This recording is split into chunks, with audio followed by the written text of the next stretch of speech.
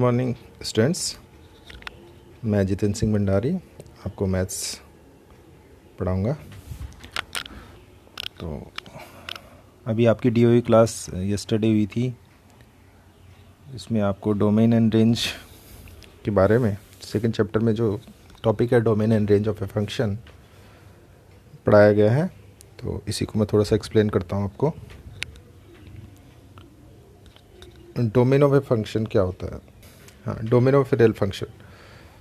तो domain of a real function definition आप पहले सुन लीजिए। Domain of a real function F x, मतलब जिसको फंक्शन को अगर हम एफ एक्स से दिखाते हैं, domain of a real function F x is the set of all those real numbers for which the expression f x और the formula f x assumes real values.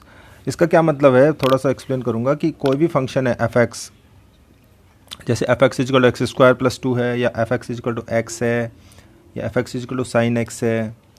तो ये सारे फंक्शन हैं, जो भी फंक्शन है, इनका डोमेन क्या होता है? डोमेन वो होता है कि एक्स की वह वैल्यू जिसके लिए फंक्शन डिफाइंड हो, मीनिंगफुल्स हो, एक्स की वो सारी वैल्यूज़, वही उसका डोमेन होता है। जैसे F x is equal to x है ओनली, अगर अब मैं लिखूँ f x is equal to x, तो f x is equal to x जो फंक्शन है वो किसके लिए डिफाइन होगा? एक्स की कुछ भी वैल्यू रखेंगे, एक्स 1 रखेंगे तो एफ एक्स इजिकल टू 1 हो जाएगा। 2 भी रख सकते हैं, 3 भी रख सकते हैं, -1 -2 any value, 1.5 any real number आप रखोगे एक्स की जगह तो the function will be defined.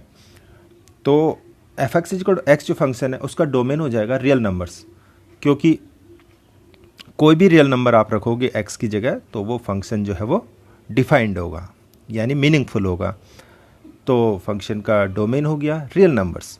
एक एग्जाम्पल यहाँ पे मैंने दिया है कि F x is equal to 2x upon 3 minus x.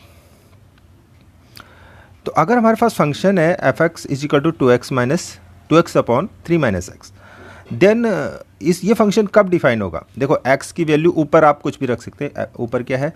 Numerator में है 2x, तो x की कोई भी वैल्यू आप रख सकते हैं। न्यूमरेटर में तो कोई फ़र्क नहीं पड़ेगा, 1 रखो, 2 रखो, -1 रखो, प्लस माइनस कुछ भी रख सकते हैं। लेकिन डिनोमिनेटर में है 3 माइनस एक्स, तो डिनोमिनेटर में x की आप क्या वैल्यू रख सकते हैं जिससे कि ये पूरा डिफाइंड हो?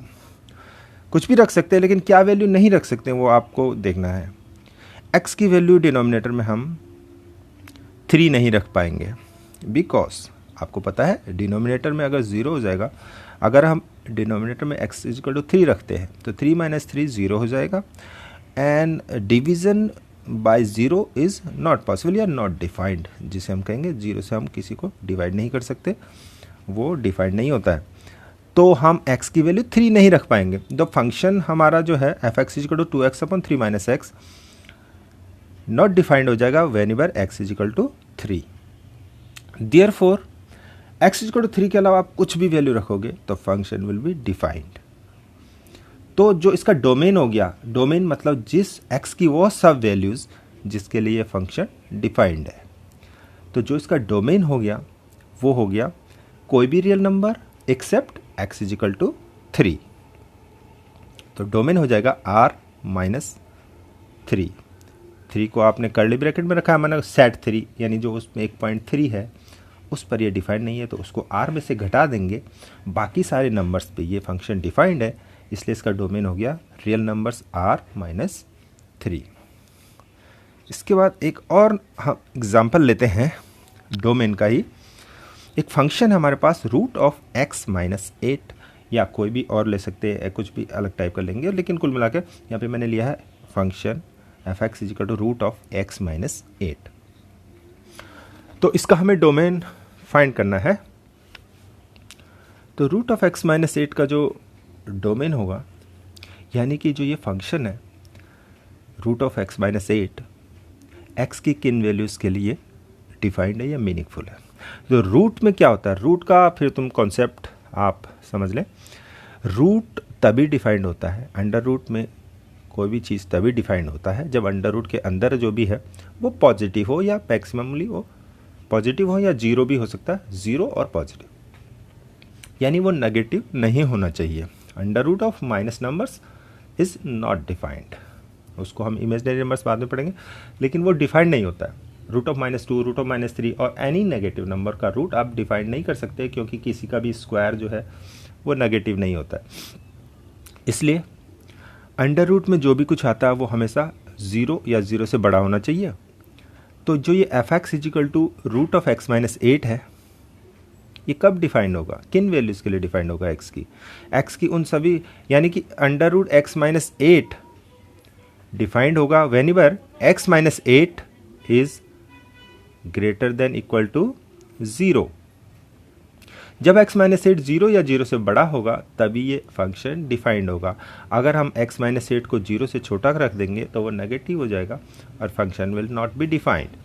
सो x minus 8 greater than 0, greater than equal to 0, that means x should be greater than equal to 8।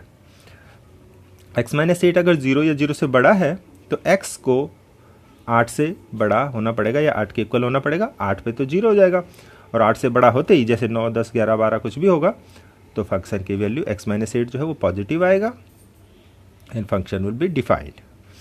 तो जो डोमेन हो गया, domain of the F x is 8 to infinity.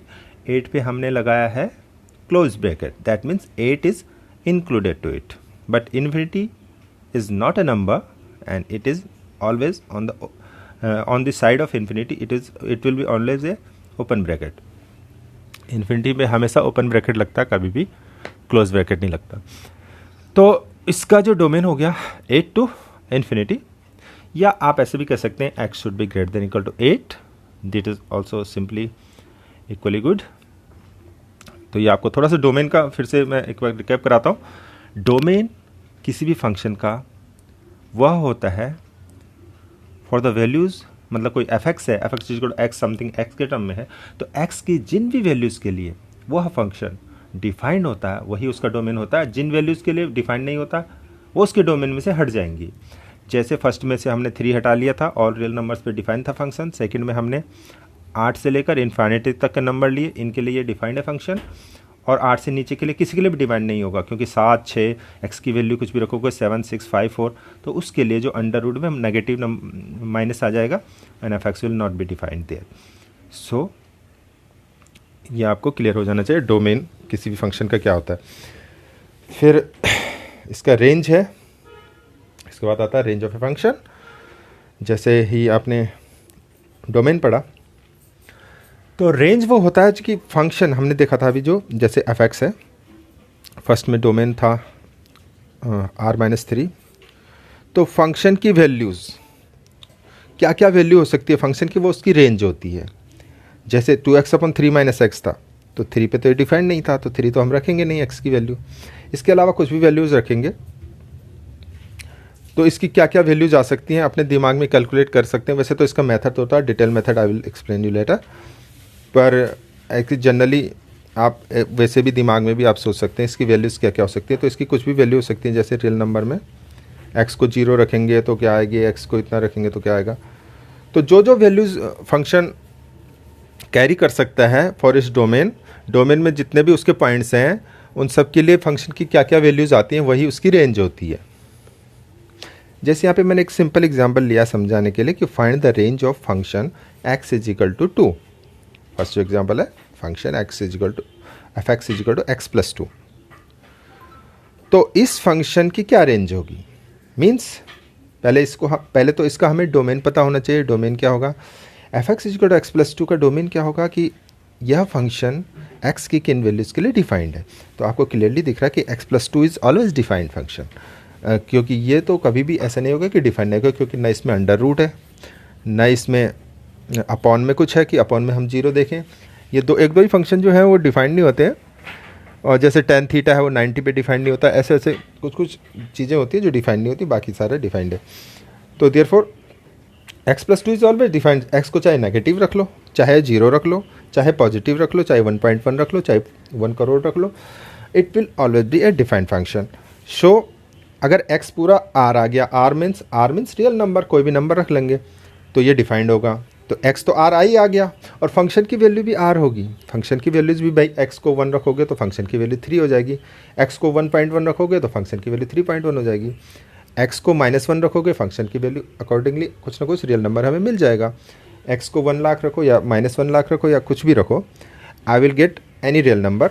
तो कोई भी रियल नंबर हम एफ एक्स प्राप्त कर सकते हैं। सो इसकी रेंज क्या हो गई? Range will be real number, that means any number, any real number. तो इसकी रेंज हो जाएगी रियल नंबर।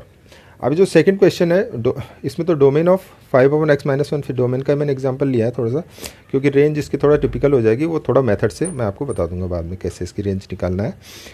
लेकिन इसके अगर डोमेन देखना होगा, 5 given function is F x is 5/x-1। तो इसका डोमेन अगर हमें देखना है तो डोमेन सिंपली, क्योंकि अपॉन में है यहाँ पर, ऊपर तो 5 है, नीचे है x ओनली, तो ये x क्या क्या वैल्यूज़ नहीं ले सकता है वो हम चेक करेंगे। तो x की वैल्यू 1 नहीं हो सकती, क्योंकि डिनोमिनेटर में 0 नहीं आना चाहिए। Division by 0 is not possible. So x-1 must not be equal to 0। So x can not take the value 1। So और कोई भी वैल्यू ये ले सकता है, माइनस से पॉजिटिव कुछ भी ले सकता है। देयरफॉर इसका डोमेन हो जाएगा real numbers -1।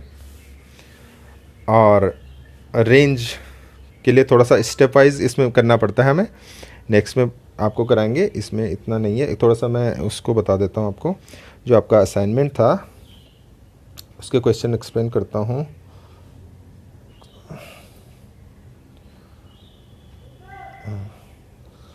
Assignment based on the lesson yesterday, डीओ की जो क्लास हुई थी उस पर एक असाइनमेंट था गूगल फॉर्म में, और कई बच्चों ने बहुत अच्छा किया है, 10 of 10 भी प्राप्त किए हैं। फिर भी कुछ क्वेश्चन इसमें एक्सप्लेन करता हूँ जो टिपिकल्स थे। What is the domain of y = √x+2? मैंने वैसे कर रखा है, ये आपको ग्रुप में भी शेयर कर दूंगा। तो इसमें वही देखना है हमें, ये फंक्शन हमारा दिया हुआ है y = √x+2।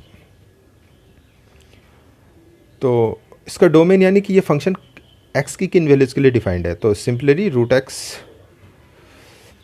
एक्स है यहाँ पे, तो x should be greater than 0 होना चाहिए, क्योंकि रूट एक्स अगर x नेगेटिव हो जाएगा तो डिफाइंड नहीं होगा।